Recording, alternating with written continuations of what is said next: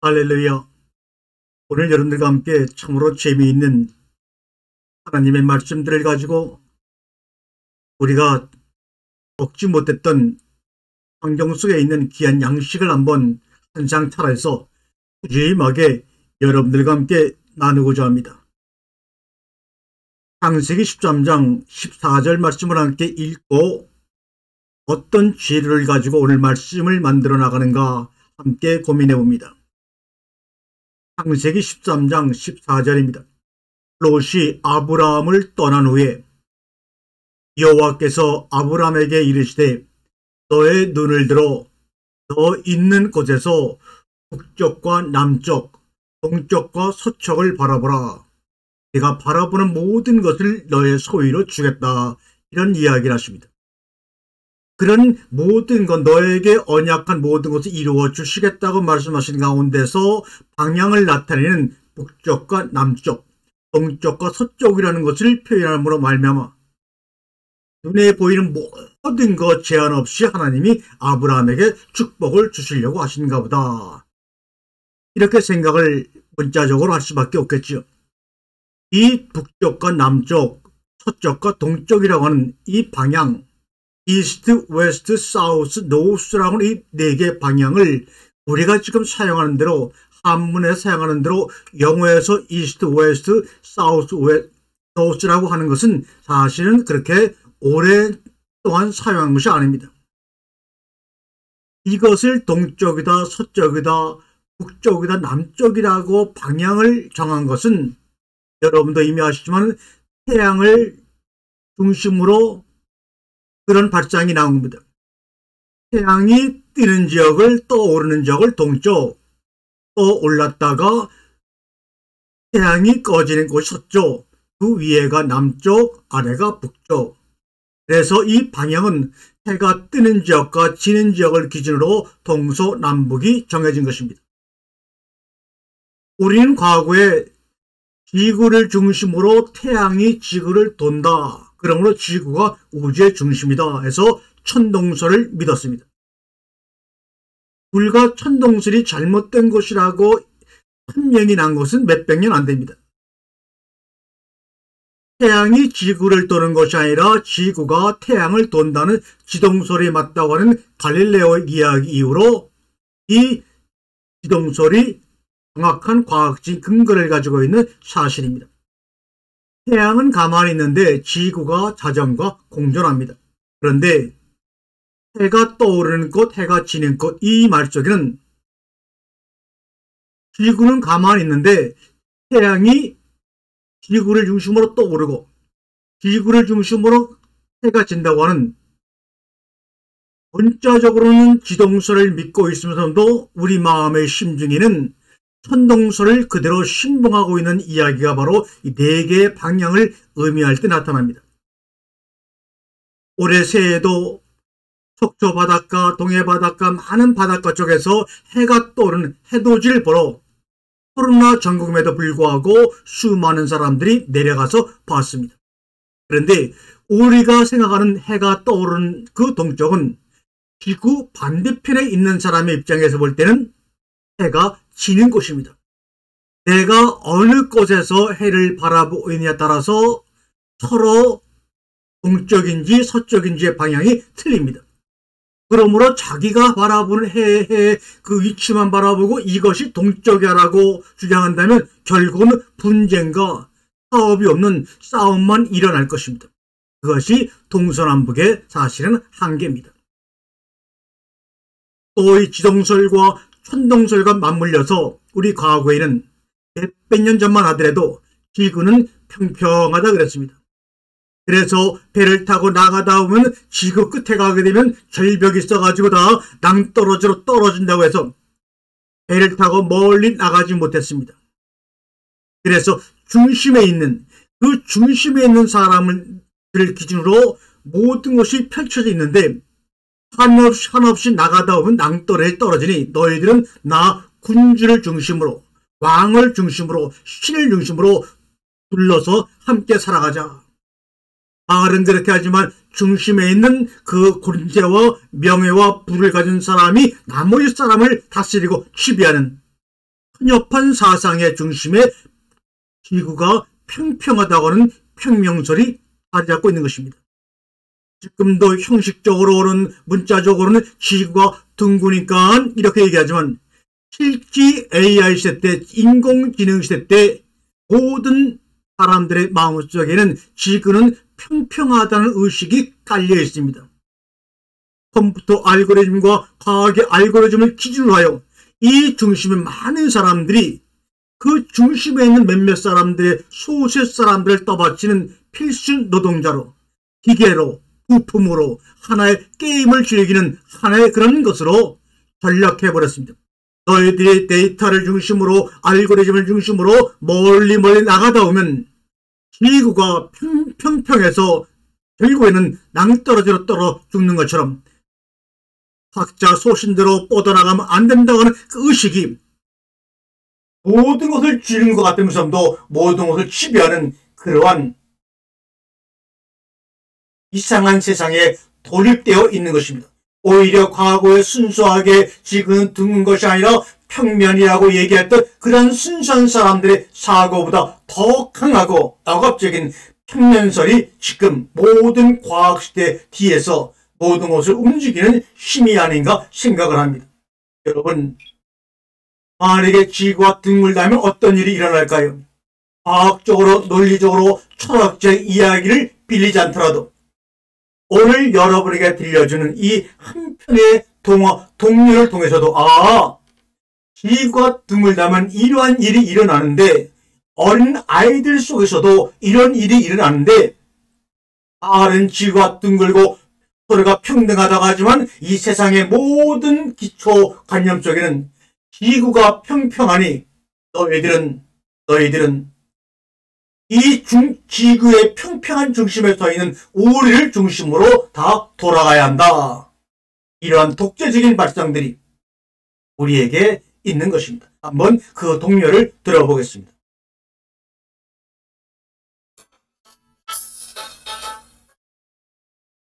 아시는 분 한번 따라해봐도 좋습니다. 앞으로 지구는 둥그니까 자꾸 나가면 온 세상 어린이들 나오겠네. 세상 어린이가 다 웃으면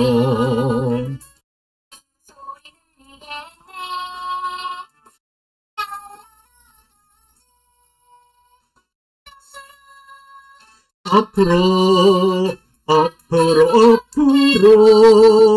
맞습니다. 지구가 진정 둥근 것처럼 우리의 의식 속에서도 지구가 둥글다고 믿고 있다면 온 세상 어린아이들이 아프리카 오지에 진의 쿠키를 먹는 아이들이나 저 유럽의 강대국에서 먹을 것이 너무나 많아서 살이 찐 어린이들이나 남극에 사는 어린이들이나 북극이나 5대양 6대지 모든 어린이들이 앞으로 자꾸 걸어나가면 언젠가는 하나가 되어 만나는 그런 아름다운 세상을 노래하고 있습니다. 그런데도 앞으로 나가서 온 세상 어린이들과 어른들이 하나가 되어 어린 양이 뱀을 잡아도 독사에 물리지 아니하며 사자와 호랑이와 모든 양들이 함께 사는 그런 둥그런 지구의 세상을 많은 사람들이 은연중에 차단시키고 세상은 평등한 것이 아니야. 세상이 걷다 보면 지금은 걷는 순간에 너무나 힘이 들 수가 있어. 걸어오는 아이들, 자동차를 타고 오는 아이들, 비행기를 타고 오는 아이들 오는 모습은 다 다를지라도 둥근 지구 한 점에서 우리는 다 평등하게 만날 거야. 나는 사상이 이 지구상에 정착할까봐 중간중간에 담을 쌓고 성벽을 쌓고 울타리를 쌓아서 아니야, 지구는 평평한 거야. 이 평평한 지구에 살아나려면 나를 중심으로 하여 이 인연과 이 사랑을, 이 신념을 중심으로 하여 너희가 명령에 순종하고 주는 대로 알고리즘대로 너희가 복종하며 살아야 돼. 정보도 우리가 인공지능을 통해서 검색을 통해서 주는 것만 받아 먹어야 돼. 이러한 사상이 하나님을 대적하는 과학의 또 다른 모습입니다. 오늘 아브라함에게 북쪽과 남쪽, 서쪽과 동쪽을 바라보라고 말합니다. 이 번역을 중국어 성경이나 우리나라 성경이나 북쪽, 남쪽, 동쪽, 서쪽이라고 말하다 보니까 당연히 어느 방향을 말하는 것이라고 알 수밖에 없었습니다. 지금까지요. 그러나 오늘 여러분에게 이 성경서 말하는 동쪽과 남쪽 이런 이 지층들은 지금 말하는 대로 해가 떠오르는 곳, 해가 지는 곳, 저 남쪽, 북쪽 일정한 방향을 의미하는 것이 아니라는 것을 여러분 확실하게 알게 될 것입니다. 모세가 하나님으로부터 창세기 1장을 기록받을 때, 2장을 기록할 때 동쪽에 있는 에덴의 정원을 만드시고 그때 처음으로 동쪽이라는 말이 우리 개역성경에 나옵니다. 두 번째로 동쪽이라는 말이 나오는 것은 먹지 말라고 한 선악의 나무를 먹은 결과 그들을 동쪽으로 내어보내고 그룹들로 거기를 지켰다. 3장의 두 번째 동쪽이 나옵니다. 여기서 연이어 나오는 동쪽이라는 그 말은 우리가 말하는 대로 해가 떠오르는 꽃이란 뜻이 아닙니다. 그때에는 동서남북이라고 하는 방향성이 없었고 북쪽, 남쪽, 동쪽, 서쪽이라는 방향을 가리키는 그러한 단어들이 없던 시대입니다. 그런데 어떻게 창세기 13장에 분명히 목사님 북쪽과 남쪽과 동쪽과 서쪽이라는 단어가 우리 성경에 나오지 않습니까? 이건 뭡니까? 네, 가르쳐 드리겠습니다. 아니, 가르치는 것이 아니라 여러분에게 그 말씀의 양식에 숨어있는 맛을 맛보도록 하겠습니다. 여기서 동쪽이라고 하는 것, 동쪽에 있는 동쪽에 에덴 동산을 만드시고 할 때 그 동쪽이나 오늘 아브라함에게 동쪽과 서쪽 할 때 동쪽은 같은 단어 케뎀입니다. 케뎀. 이것이 바로 동쪽이라는 말을 번역한 히브리어입니다. 이 케뎀이란 말에는 옛날, 앞쪽, 최초, 고대, 건너편, 이전 이런 뜻으로 쓰인 단어입니다. 그런데 이것을 우리가 우리말 성경을 번역할 때 동쪽이라고 번역했습니다. 그러니까 이 케뎀, 성경서 동쪽에 있는 에덴의 정원에 라고 하는 그 동쪽은 우리가 뭔가가 분명히 존재하고 있었지만 확실하게 알 수 없는, 손에 잡히지 않는 그 앞쪽에 고대 건너편에 있는 저쪽 차원에 있는 무엇인가를 이야기할 때 썼습니다. 그런데 이 케뎀이란 단어, 동쪽이라고 번역된 케뎀이란 단어는 원래는 카담 해서 영접하다, 임하다, 받다 이런 말입니다. 영접하다, 누군가 내 앞으로 임하다, 무엇이가 내가 받다라는 이 동사가 명사로 바뀌면서 케뎀 이렇게 된 겁니다. 그러므로 우리가 동쪽에 있는 에덴의 정원이라고 할 때 이 동쪽은 영접하고 임하고 무엇인가를 받는 그 동사적인 행위를 명사로 표현해서 우리나라 성경에 동쪽 케뎀이라고 한 것입니다. 그런데 신기하게 이 카담이라고 하는 영접하다, 임하다, 받다라고 하는 이 단어는 또 이런 뜻으로도, 이런 동사로도 사용되었습니다. 도망하다, 대항하다 이런 뜻으로 쓰였습니다. 어느 영접하고 임하고 받는다는 동사가 다른 성경에서는 도망하다, 대항하다 이렇게 쓰였습니다. 서로 반대되는 뜻을 하나의 단어 케뎀이 사용하고 있는 겁니다. 이런 단어가 또 하나가 있죠. 창세기 4장에서 죄가 내 앞에서 두드리나 너는 죄를 다스리려고 할 때 가인에게 말씀했던 그 죄, 하다트라는 단어도 분명히 주님이 죄라고 말씀하셨는데 민수기, 신명기 네 얘기를 가게 되면 이 하다트라는 죄가 그 죄를 용서하는 정반대의 개념인 속죄의 제물이라고 사용되었습니다. 같은 카다트란 단어지만 여기서는 죄로, 저기서는 죄를 속죄하는 속죄 제물로 쓰였습니다.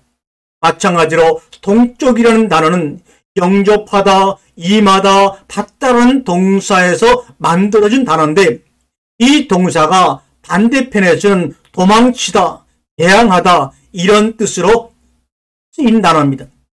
참으로 이중적인 단어로 쓰인 단어가 바로 카담인데 이 카담의 명사형이 오늘 동쪽이라고 표현하는 케뎀입니다. 한 단어 안에 두 개의 상반된 의미를 함께 갖고 있습니다. 그러므로 동쪽에 있는 에덴의 정원에 아담을 글로 이끌어서 정착을 시켰다고 할 때 그 동쪽이라는 의미는 하나님이 아담에게 임하시고 아담을 영접한다는 뜻을 가지고 있습니다. 그러면서도 하나님은 아담을 에덴 동산으로 인도하고 그 안으로 받아들이고 데리고 들어가는데 그 상대편은 인간인 아담은 계속해서 대항하고 도망하는 이중적인 모습을 하나님이 동쪽이라는 단어로 표현한 겁니다. 하나님은 흙으로 사람을 지으시고 흙으로 지은 그 사람에게 생기를 불어넣어 줌으로 생기를 받아들이게 하셔서 그를 영접하여 에덴 동산으로 들어가 함께 하나가 되어 사랑을 나누려고 하는데 그 하나님의 마음을 모르는 인간은 결국적으로 창세기 3장에 보게 되면 하나님께 대항하고 하나님처럼 되려고 도망치는 모습이 분명히 나와 있지 않습니까? 이 이중적인 모습을 동쪽이라는 단어를 써서 이미 에덴 동산 안으로 그들을 인도할 때 그 후의 모습까지도 영접하려고 애를 쓰는 하나님 아버지의 모습과 그 영접하려고 하는 하나님의 품에서 도망하고 대항하려고 하는 두 차원의 모습들이 차밤 전쟁의 모습으로 이미 애고되어 있는 단어가 바로 동쪽이다 그런 말입니다. 여러분 그런데 다니엘서를 보게 되면 다니엘은 2장부터 우리가 보면 한 7장까지 히브리어로 기록하다가 그 가운데만 아람어로 기록되어 있습니다. 다니엘은 바벨론의 포로를 잡혀가서 거기서 살던 사람인데 그러므로 아람어를 잘하겠죠. 근데 이 아람어 단어 중에 코담이라는 말이 있습니다.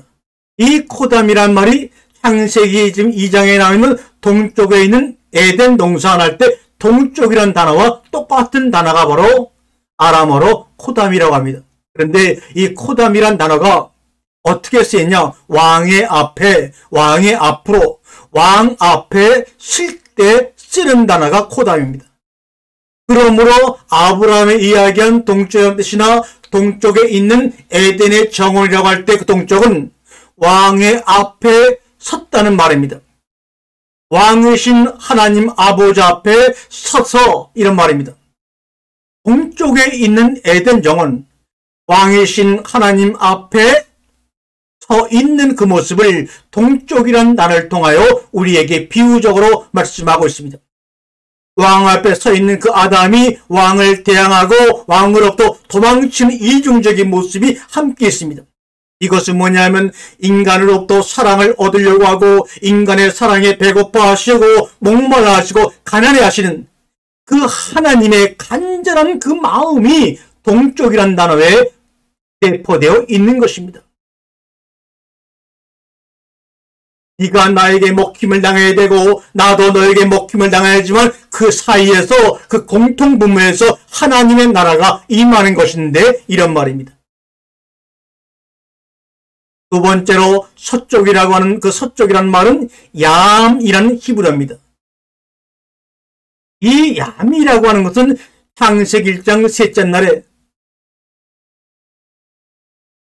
물을 한쪽으로 모아서 이 모인 물을 바다라 하고 그러는 묻힐 땅이라고 할 때 모인 물을 바다라 할 때 이 바다라는 단어가 바로 얌입니다.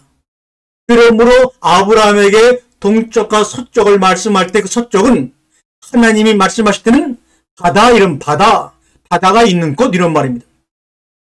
바다란 말과 서쪽이라는 말이 똑같은 단어입니다.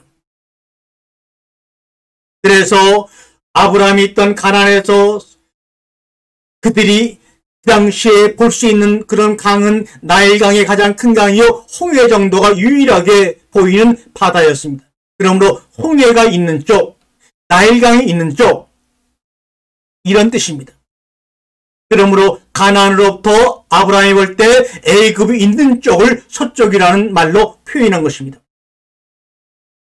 물들이 한쪽으로 몰리자 거기에 마른 땅이 드러났습니다. 그래서 남쪽이라고 표현한 그 동서남북할 때 남쪽이란 말은 우리가 말하는 사우스가 아니라 바로 네게부. 여러분, 네게부 하면 뭔가 떠오르지 않습니까? 네게부 사막. 그렇죠. 이 네게부란 말은 바싹 마르다는 말입니다. 물들이 한쪽으로 다 몰아가고 바싹 마른 땅이 드러난 것이 바로 남쪽이라 그런 말입니다. 그러므로 서쪽이라는 것은 바다가 있는 홍해 쪽을 얘기하는 것입니다. 남쪽이라고 하는 것은 바짝 마른 땅, 사막이 있는 땅을 의미합니다. 이스라엘 영토의 2분의 1이 사막입니다. 그 사막이 바로 우리가 말하는 네게부 사막이요. 주로 유목민들이 거주하고 우리가 베두인이 거주하는 땅으로 알고 있는 것이 바로 남쪽 할 때 이 남쪽이라는 말을 네게부를 남쪽이라고 번역한 것이지 사우스란 말을 번역한 것이 아니에요. 마지막으로 북쪽이란 말은 차폰이란 말, 차폰. 이것은 숨기다, 가리우다는 말입니다. 그래서 여호와께 숨겼다고 말할 때 차폰 야흐 이럽니다. 하나님 앞에서 하나님이 우리를 영접하고 우리 가운데 임해서 하나님의 사랑을 우리 가운데 주시고 우리의 사랑을 자신의 심령 가운데 충분히 채우기 원하셨는데 그 왕의 앞에서 그 사람 아담이 도망치고 대항하여 깊은 풍랑이 있는 저 서쪽 바닷속의 풍랑 속에 두려워하다가 거기서 노를 저어서 도착했다는 곳이 보니까 결국은 바짝 마른 광야 사막이었습니다.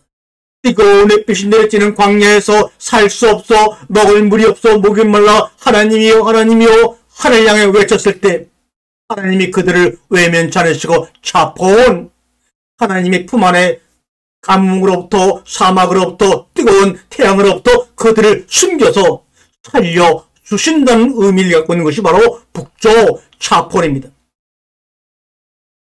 서쪽은 바다라는 야미란 말을 서쪽으로 번역한 것이고 남쪽이라는 말은 네게부 사막이라는 뜻을 남쪽이라고 번역한 것이고 북쪽이라고 하는 차폰은 하나님이 숨기시다 가리우다라는 뜻을 가지고 있는 차폰을 번역자들이 북쪽이라고 번역한 것뿐입니다. 바로 12소 선자 중에 9번째 선자인 스바냐 선자 이름이 바로 여호와께서 숨기신 사람입니다. 여호와께서 숨기셨다고 하는 말이 바로 스바냐라고 하는 12소 선자 중에 9번째 선자의 이름입니다. 그래서 스바냐 1장을 보게 되면 내가 땅 위에서 모든 것을 진멸하리라. 바다의 고기와 거치게 하는 것과 악인들을 아울러 진멸할 것이라. 그러면서 2장에는 여호와의 균례를 지키는 세상의 모든 겸손한 자들아 너희는 여호와를 찾으며 공의와 겸손을 구하라. 너희가 혹시 여호와의 분노의 날에 숨김을 얻으리라. 이 숨김이란 말이 바로 차폰, 북쪽이라고 번역된 단어와 똑같은 단어입니다. 그러면서 스바냐 마지막 3장에 보게 되면 7절 이하에 이런 아름다운 이야기로 결론을 맺습니다. 너의 하나님 여호와가 너희 가운데 계시니 그는 구원을 베푸실 전능자시라. 너로 말미암아 기쁨을 이기지 못하시며 너를 잠잠히 사랑하시며 너로 말미암아 즐거이 부리며 기뻐하시리라 하니라. 너희에게 천하 만민 가운데서 명성과 칭찬을 얻게 하리라. 여호와의 말이니라.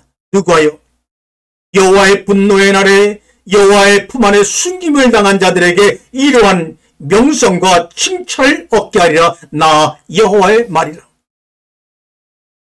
동쪽 하나님이 우리를 영접하고 우리 가운데 임해서 함께하기 원해 에덴의 정원으로 인도했지만 그 하나님의 마음을 모르고 하나님을 대항하며 도망했던 그들이 풍랑이는 바다 가운데 빠져서 허우적거리다가 겨우 풍랑 가운데 지나가시는 예수를 향해 주여 주여 믿습니다. 이 나를 풍랑에서 건져 주시옵소서. 그 소리를 들으신 예수님이 그 소리를 외면하지 않으시고 그들을 건져 올려 광야의 길로 인도하셨습니다. 이스라엘 백성들이 430년의 종살이 끝에 하나님의 은혜로 광야 40년의 삶을 살았던 것처럼 세상 풍랑과 분노와 절망의 바다에 빠져 허우적거리는 서쪽의 사람들, 하나님이 그들을 그 아들 예수 그리스도의 은혜로 건져내요 광야길을 걷게 하신 겁니다.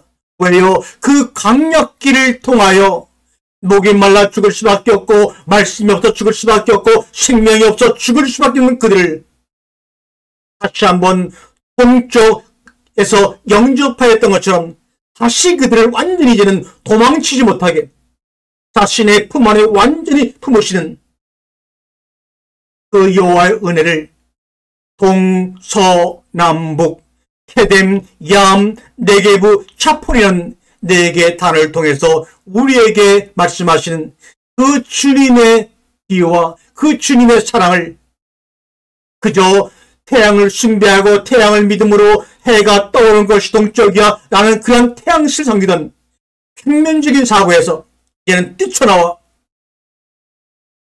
동쪽을 통해 서쪽을 통해 남쪽을 통해 북쪽을 통해 너의 하나님 여호와가 너와 나 사이에 계시니 그는 구원을 베푸실 전능자시라.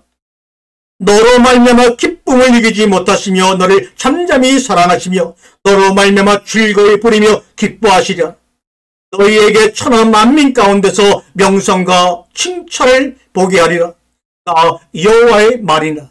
이 스바냐 3장의 마지막 결론이 여호와의 말씀이 우리 가운데 이루어지는 장소가 바로 동쪽에서 시작하여 서쪽을 지나 남쪽을 지나 북쪽에서 완성되어 다시 그분 앞에 왕의 앞에 캐대하는 놀라운 역사가 동서남북이라는 작은 네 개 단어 속에 숨겨져 있음을 깨닫는 우리가 되길 바랍니다.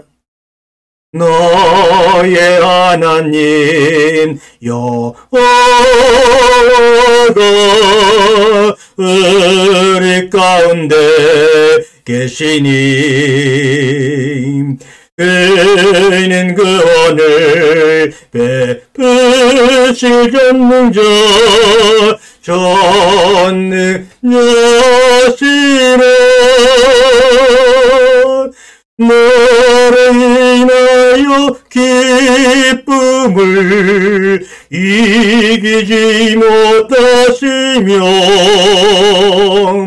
너를 잠잠히 사랑하시며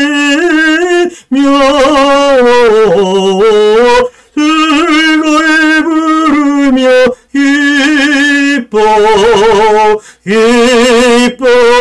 기뻐하시리라. 오늘 이 시반의 찬양의 곡조와 가사처럼 동과 서와 남과 북을 바라볼 때마다 우리를 향하신 하나님의 사랑을 깨닫는 저와 여러분 되기를 간절히 바라며 다음 시간에 이어서 동쪽에 있는 에덴의 정원과 그 동쪽의 신비를 다시 한번 깊게 더듬어가는 두 번째 강의를 여러분 기대해 주시기를 간절히 바랍니다. 아멘.